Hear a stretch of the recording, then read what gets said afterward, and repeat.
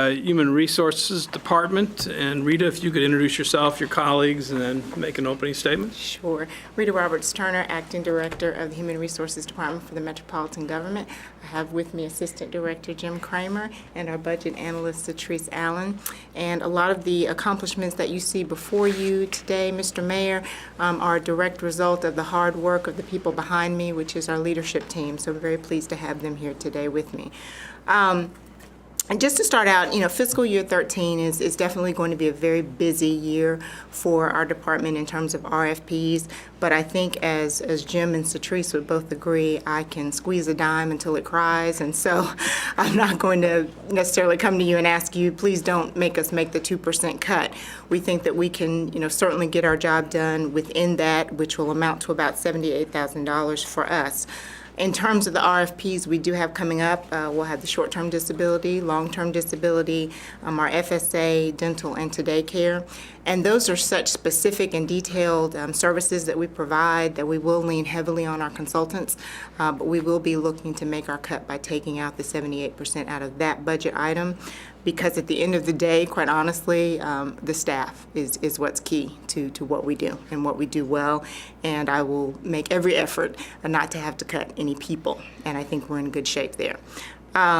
We lean heavily on the consultants, but our staff really is at the heart of handling issues on a daily basis of some of our 10,000 employees, 6,000 plus pensioners, dependents, thousands of applicants that we see on a monthly basis, department heads, and agencies.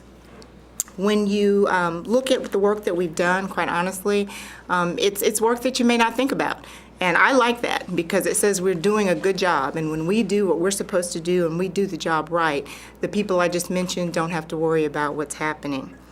I do want to really highlight some of the accomplishments we made, and I know that you all have those in front of you, but I always, especially in the company of Mr. Riebling, like to mention those dollar figures that we're able to return back to our medical fund.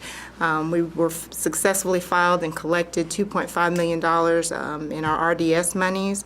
We collected $2.5 under the Early Retiree Reinsurance Program. And that's not an easy task. I'll be honest with you. There's a lot of paperwork involved. And because these are federal programs, it seems like the rules are constantly changing. And our staff just does a great job of keeping up to speed on that and making sure the things that need to be turned in timely are done so. The other thing I want to drive your attention to is a return of our disability pensioners. That number may look small in terms of 14 disability pensioners, but when you look at the cost savings that just that small group can bring to us, I think it's significant, and also the psychological benefits of returning someone back to work who wants to come back to work and getting them into a position that really adds value to their life as well as how we operate as a government. I think over these last few years, and I think the staff would agree, we've laid a really good foundation for some things in place and the work that we've accomplished. The question we have to ask ourselves for fiscal year 13 is basically, now what? Where are we going? And quite honestly, I think the next step is really looking at our safety issues and driving down our injury on duty numbers. I think that's just going to be a critical component for the Human Resources Department as we work with other departments. Specifically, we've been meeting with the legal department to talk about it from that angle, been meeting with finance department to talk about it. And I'll be honest with you, I would love to see some type of safety management type position develop in the Human Resources Department, obviously within budget.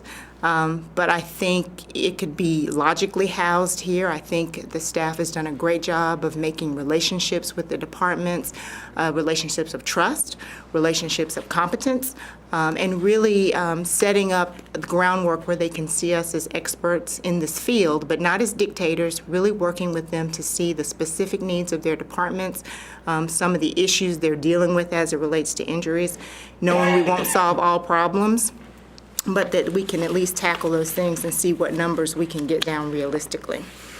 And so with that, I think we'll have a good fiscal year coming up. I think we've had a good year this year, and I welcome any questions.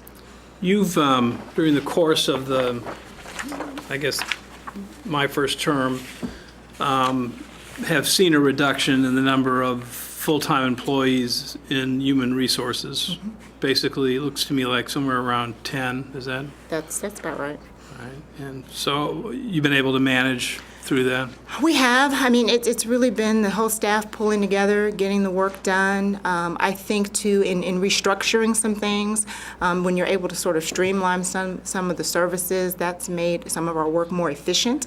Quite honestly, we have a great techie person. I don't know if that's the official title we've given her, but Marla Greer, who's come over from ITS and has done a great job just streamlining some of the services we provide from a technological standpoint. So we have been able to do that. Okay. Well, we certainly appreciate your hard work and willingness to work with us in the budget during these difficult years during the recession. Rich, you got any questions? The only thing I would say is and Ms. Roberts Turner brought it up earlier, and that's the IOD and the safety operation, and I applaud her and her department and legals for taking a fresh look at this. I think it's something as a government, you just discussed at the last department head meeting that we're going to start paying more attention to the whole safety issue to try to see if we can't get our IOD cost back to a more reasonable level, and I think obviously we don't want to. Obviously, we don't want to punish any employee who gets hurt. I mean, we want to make sure they get treatment when properly treated, but we need to make an increased emphasis in the whole government on safety, and I think it's something that we need to do. It's not going to happen overnight, Right. but it's critical, and I think they're willing to take the lead on that. It's really going to be important going forward. And also in terms of the study and formulating committee submitted its report to you last week, and that will go now to the benefit board for Correct. review, and then ultimately to the council for any action. And again, the HR staff staffed the study and formulating committee extremely well, and carrying out some of those recommendations will require a fair amount of staff work to get done, but the resulting potential savings for the government are pretty large, and so it's going to be a challenge for them this year, and I appreciate their willingness to take it on. Thank you. I think the IOD is, it's a couple of benefits from focusing on that. Obviously, we want our employees to come to work and be safe. Right.